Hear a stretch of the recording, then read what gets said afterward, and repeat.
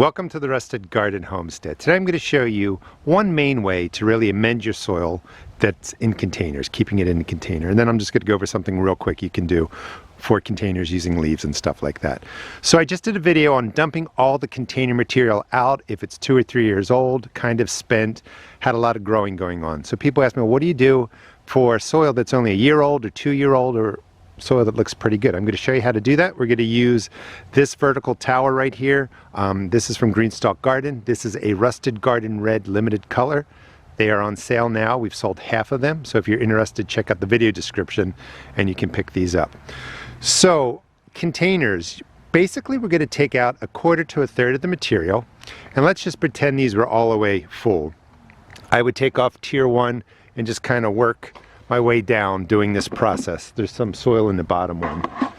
So this soil's in pretty good shape. Maybe you don't feel like dumping it out, you want to know what to do. We're going to take, like I said, 1/4 to 1/3 of the material out. I have compost here, if you have it. This is from my garden or from my compost pile that I've been making for the last couple of years. You can use peat moss or coco coir, and you're going to need any organic granular fertilizer that has N, P, and K represented. Just get something on sale. They're basically all the same. So we are going to empty about 1/3 of the material. This stuff is still pretty good, so I would take it down to about there. Let me take this out. Take it down to something like this. Now, the basic way to really do it, and again I want to just show you principles. You could just go with the organic granular, something this size. You know, my big handfuls, 1, 2, 3. That's all you really need. I will be adding in worm castings. If I had alfalfa pellets right now, I'd throw in a couple handfuls of those. You don't have to add all the stuff that I put in there. So what you do next is you're just going to mix in the organic granular a little bit. This also breaks up the roots in here. So you're really trying to do several things. You're putting nutrients back in, N, P, and K. You're breaking up the root ball. And then we're going to add in peat moss. This has no nutritional value, but it's great for keeping the soil loose. It holds water. If you have compost, this is even better. This is great for loosening the soil. It has nutrients in there, and it just does wonderful things. So you would break up the top part here, get that organic granular mixed in, and then I would go again, a couple handfuls of peat moss or coco coir.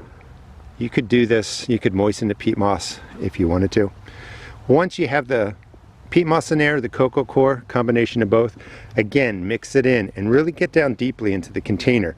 If you're using, or if you're, amending smaller containers, this works perfectly well. If you're going to amend something as big as the container over here, same process. You're just going to have to use a shovel. Those larger containers, that becomes a little bit problematic. You can't really dump it all out and stuff like that. So I've gotten way down to the bottom of this container mix, and it's looking pretty good. Now, I'm doing both peat moss and coco coir. I'm sorry, peat moss and compost. And again, a couple handfuls of the compost in here. And you can mix this up as you wish, following the principles. And then again, mix it through.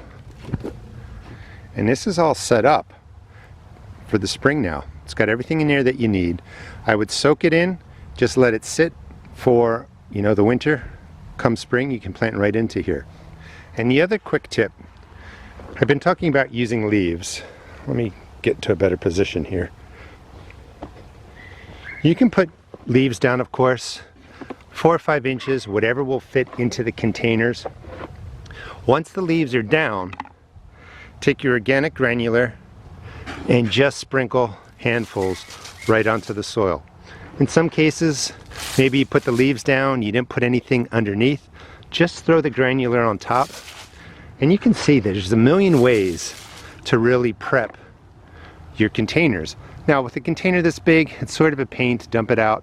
A lot of work to kind of amend it through. So I treat this more like a raised bed, and I just keep putting stuff on top. I will have to remove material as the years go by, put in fresh stuff on top. In a smaller container like this, you put down leaves, 4 or 5 inches, whatever will fit, and then you could just sprinkle your organic granular right on top. 2 or 3 handfuls in this will be fine. Water it in. Nitrogen, phosphorus, potassium will kind of go through here.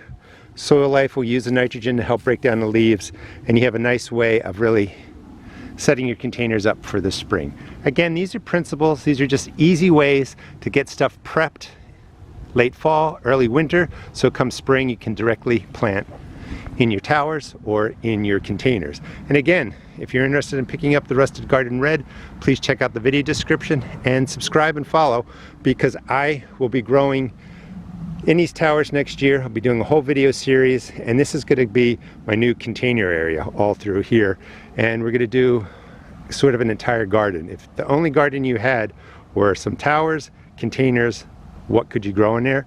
I'll be doing that in 2022. Thanks for watching.